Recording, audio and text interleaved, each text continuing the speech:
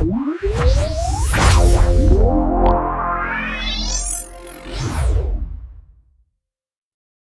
students, I am Rishabh sir, Senior Chemistry Faculty and let me welcome you to the Boring School, जहां हम chemistry को याद नहीं करते बल्कि समझते हैं। और आज हम समझने वाले हैं क्लास 10 एनसीईआरटी का फर्स्ट चैप्टर जो है केमिकल रिएक्शंस एंड इक्वेशंस। तो चलिए let's unlock the mystery behind chemical reactions and equations. तो chemical reaction and equation chapter में हम समझने वाले हैं कि केमिकल रिएक्शन क्या होता है, केमिकल इक्वेशन क्या होता है, डिफरेंट टाइप्स के केमिकल रिएक्शंस कौन कौन से होते हैं। तो चलिए फर्स्ट हम इस चीज को समझते हैं कि केमिकल चेंज और फिजिकल चेंज क्या होता है। सो लेट्स से मेरे पास एक पीस ऑफ पेपर है, मैंने क्या किया, उस पेपर को बर्न कर दिया। तो जब उसको बर्न करोगे तो it will be converted to ashes. तो ये जो चेंज हुआ फ्रॉम पेपर टू एश, उसको हम क्या बोलेंगे, that is known as chemical change. But वही मैंने पेपर को अगर छोटे छोटे टुकड़ों में काट दिया, if I cut it into small pieces, तो वो जो चेंज हुआ उस चेंज को हम क्या बोलेंगे, that change is known as physical change. एक और एग्जांपल लेते हैं। लेट्स से मेरे पास वाटर है, वाटर को मैंने एवापोरेट कर दिया, तो वो जो चेंज हुआ from liquid state to gas state, उस चेंज को हम क्या बोलेंगे, दैट इज फिजिकल चेंज। या फिर वाटर को सॉलिडिफाई करके आइस बना दिया, तो उस चेंज को क्या बोलेंगे, that is a physical change. But अगर वाटर का इलेक्ट्रोलिसिस कर दिया और H2 और O2 गैस बना दिया, या फिर वाटर का थर्मल डिकम्पोजिशन करके H2 और O2 गैस बना दिया, तो उस प्रोसेस को हम क्या बोलेंगे, उस चेंज को हम क्या बोलेंगे, that is a chemical change. तो इस तरह से हम फिजिकल चेंज और केमिकल चेंज को समझते हैं। और physical change, chemical change you have already studied in class 9th also, so I'm expecting that you have a basic idea of physical change and chemical change. अब वही chemical change को हम represent कैसे करते हैं, तो केमिकल चेंज को ही हम केमिकल रिएक्शन के टर्म्स में लिखते हैं। केमिकल चेंज जब होगा तो हम बोलेंगे केमिकल रिएक्शन हुआ है। अब अगला क्वेश्चन ये आता है कि मुझे कैसे पता लगेगा कि केमिकल रिएक्शन हुआ है। How will we know that chemical reaction has taken place.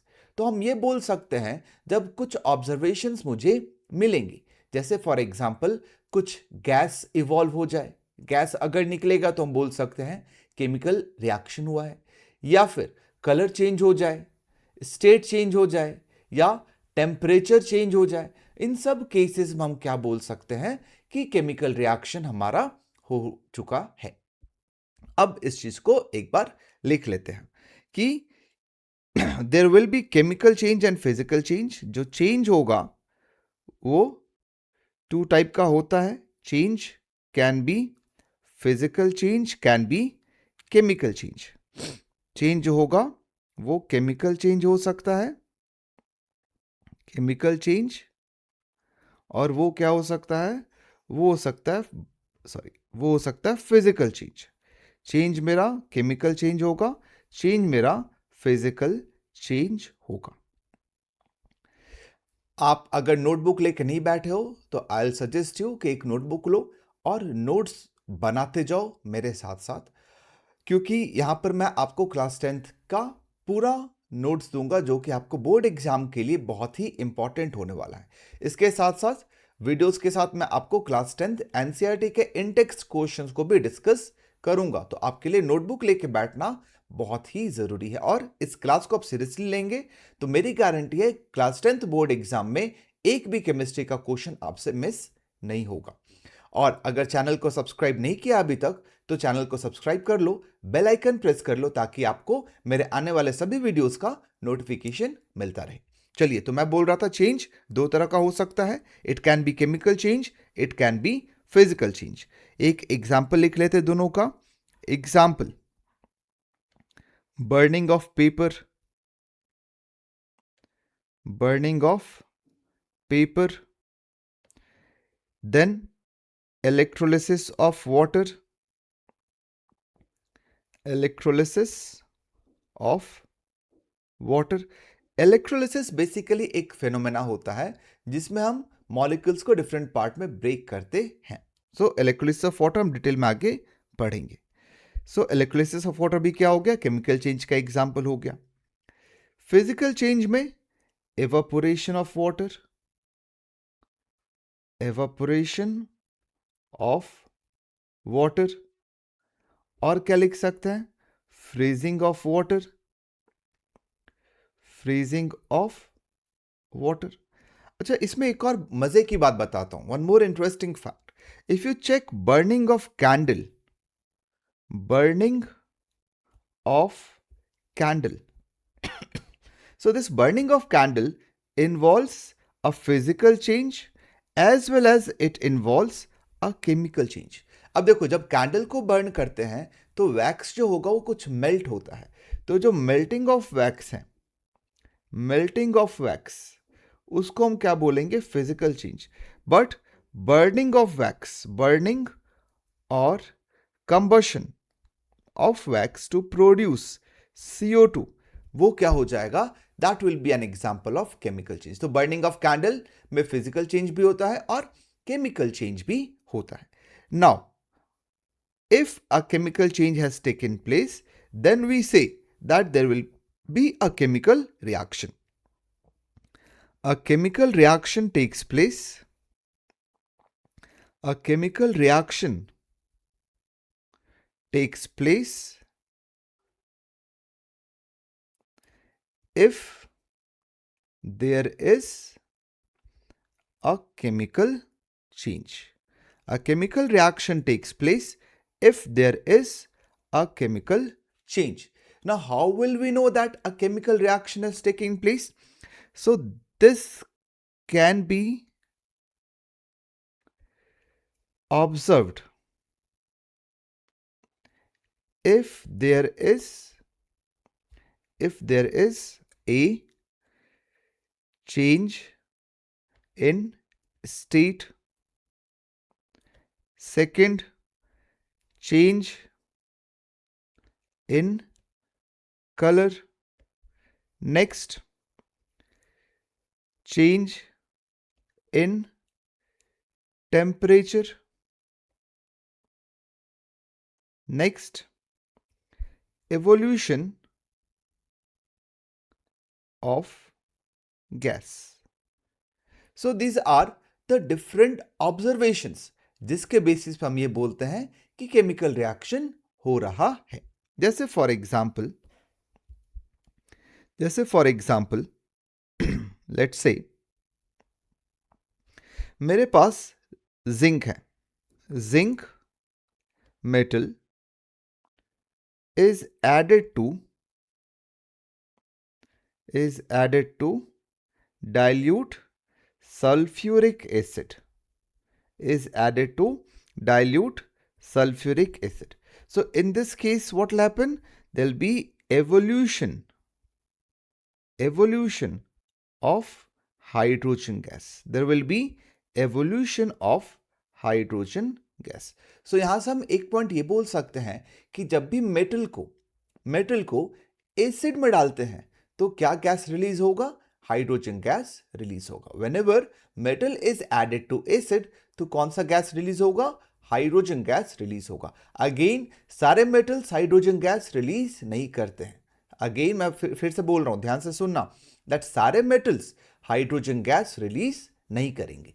Reactivity series में हाइड्रोजन के ऊपर जितने मेटल्स हैं, रिएक्टिविटी सीरीज में हाइड्रोजन के ऊपर जितने मेटल्स हैं, वो सारे मेटल्स क्या करते हैं, एसिड के साथ हाइड्रोजन गैस रिलीज करते हैं। अच्छा, कुछ ऐसे मेटल्स जो रिलीज नहीं करेंगे वो कौन से हैं, तो कॉपर हो गया, सिल्वर हो गया, गोल्ड हो गया, प्लैटिनम हो गया, ये सारा जो होगा वो हाइड्रोजन गैस रिलीज नहीं करेगा। तो मेटल को जब भी हम एसिड में डालते हैं तो क्या होगा, हाइड्रोजन गैस रिलीज होता है। सेम वे मैं लिख सकता हूं, zinc is added to dilute hydrochloric acid. Zinc is added to dilute hydrochloric acid. Again मैं कहां ऐड कर रहा हूं मेटल को, एसिड में, तो कौन सा गैस रिलीज होगा, हाइड्रोजन गैस रिलीज होगा, correct. So there will be evolution of hydrogen gas. ठीक है, तो ये तो एवोल्यूशन ऑफ गैस हो गया। अच्छा, तुमने ये नोटिस किया होगा कि मैग्नीशियम रिबन को अगर हम जलाते हैं, बर्न करते हैं, तो it Burns with a dazzling flame. Dazzling flame मतलब जो पटाखे छूटते हैं ना दीपावली में, तो वो जैसे बर्न होते हैं, जैसे फ्लेम निकलता है, वैसे फ्लेम को डैजलिंग फ्लेम बोलते हैं। तो magnesium ribbon burning in presence of oxygen, तो इसमें हम क्या लिख सकते हैं? लिख सकते हैं it Burns with dazzling flame, and produces ash। क्या प्रोड्यूस करेगा? ऐश मतलब राख प्रोड्यूस करता है। तो यहां पे क्या होगा?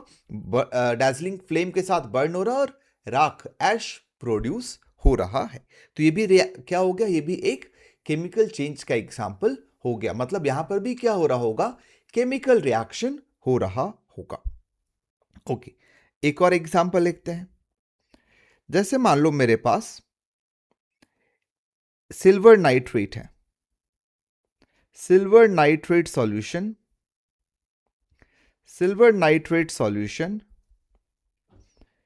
is mixed with sodium chloride solution। यहां पे मैंने क्या किया? मैंने सिल्वर नाइट्रेट सॉल्यूशन लिया और उसको मिक्स किसके साथ किया? उसको मिक्स किया सोडियम क्लोराइड सॉल्यूशन के साथ। तो जब इसको मिक्स करेंगे तो क्या होगा? मुझे एक व्हाइट प्रेसिपिटेट मुझे नीचे की तरफ जमता हुआ दिखाई देगा। तो हम ये बोल सकते हैं white precipitate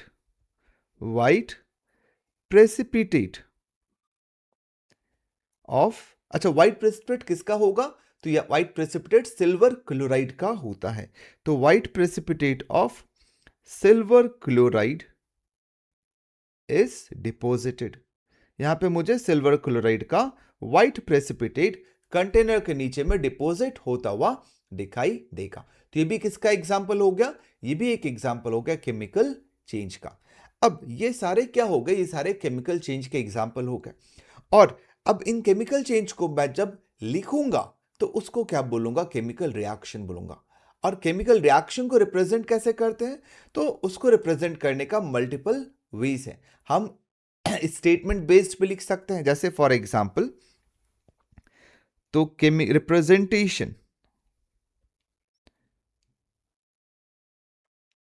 of a chemical reaction, की अगर बात करें तो there are multiple ways by which we can represent a chemical reaction. जैसे हम स्टेटमेंट के हेल्प से भी रिप्रेजेंट कर सकते हैं using statements. Example, zinc reacts with dilute hydrochloric acid to form zinc chloride and hydrogen gas। ये कैसे मैंने लिखा? ये रिएक्शन को मैंने लिखा इन द फॉर्म ऑफ स्टेटमेंट। एक और एग्जाम्पल लेते हैं। This is example 1। Example 2, iron reacts with dilute hydrochloric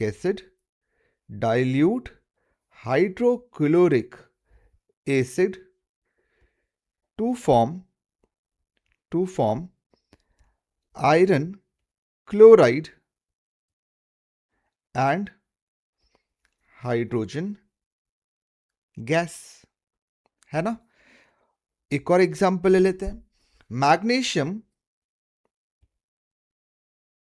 magnesium reacts with oxygen to form magnesium oxide. तो ये सारा क्या हुआ, ये सारा केमिकल रिएक्शन मैंने लिखा है इन स्टेटमेंट। अब ये बहुत बड़ा हो रहा है, देख रहे हो, दो line, two lines we have to use to write this entire reaction. तो उसको लिखने का एक छोटा तरीका है कि हम क्या लिखेंगे, it is represented in the form of chemical equation. So chemical equation क्या है, it is a symbolic representation of a chemical reaction. So we can write chemical equation chemical equation is a symbolic representation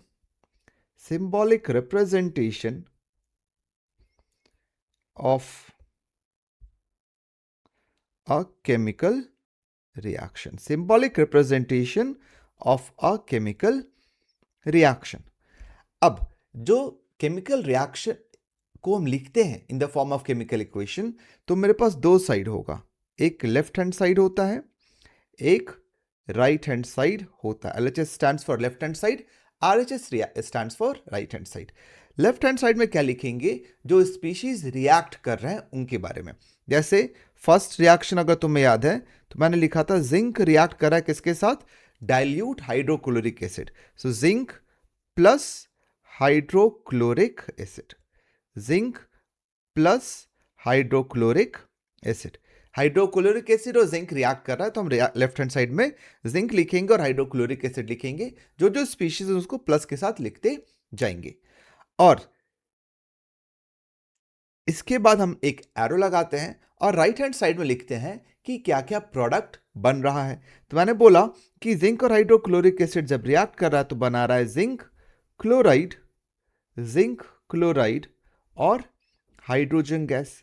तो right side में हम क्या लिखेंगे, zinc chloride plus hydrogen. एक और example लेते हैं, सेकंड मैंने लिया था रिएक्शन क्या, iron reacts with dilute hydrochloric acid. तो आयरन प्लस हाइड्रोक्लोरिक एसिड, बात यहां तक समझ आ रही है, आयरन प्लस हाइड्रोक्लोरिक एसिड, ये क्या बनाएगा, एरो लगा दिए, और ये बनाएगा iron chloride plus hydrogen gas यहां पे इवॉल्व होगा। तो यहां पे मुझे क्या मिल गया, आयरन और हाइड्रोक्लोरिक एसिड रिएक्ट कर रहा है, इसलिए उसको लेफ्ट हैंड साइड में लिखा है। दो स्पीशीज इसलिए मैंने प्लस बीच में लगाया, फिर एरो लगाएंगे और राइट साइड में क्या क्या बन रहा है उस चीज को लिखेंगे।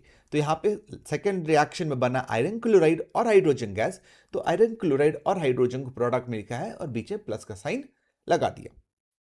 एक तो ये तरीका है।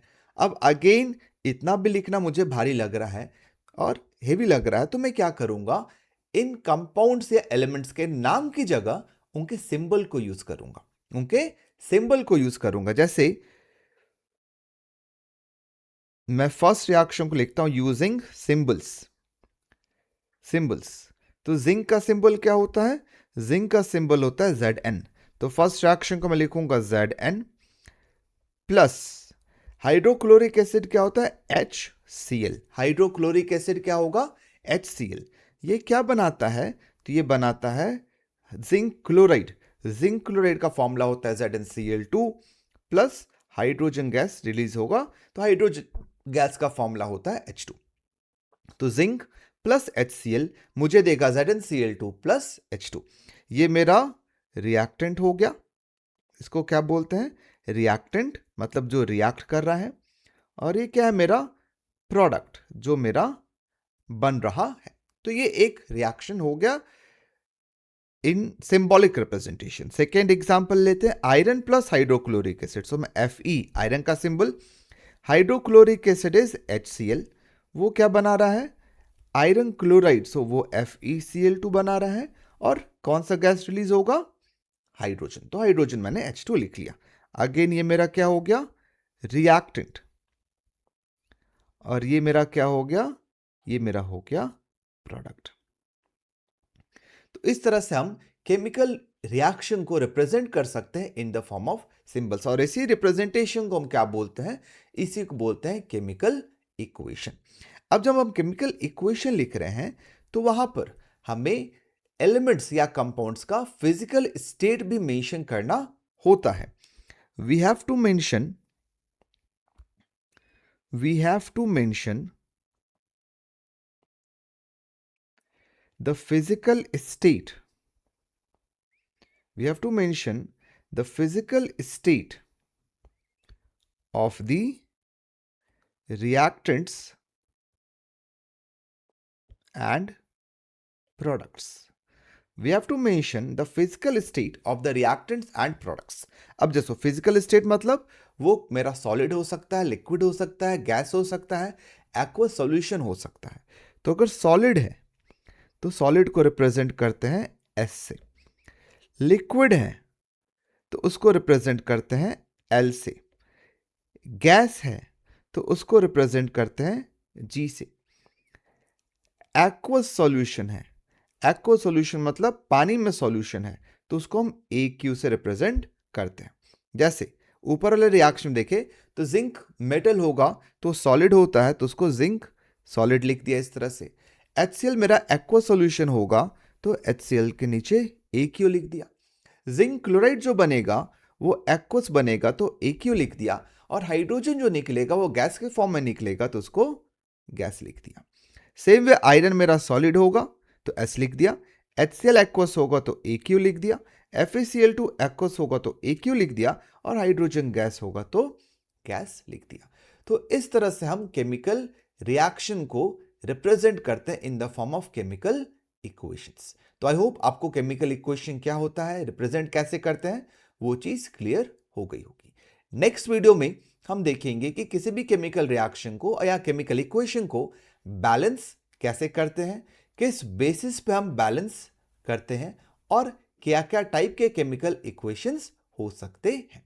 अगर वीडियो अच्छा लग रहा हो तो लाइक करो, चैनल को सब्सक्राइब करो और बेल आइकन को प्रेस करो so that you get notified about all the videos. We'll meet you soon in the next video. Thank you.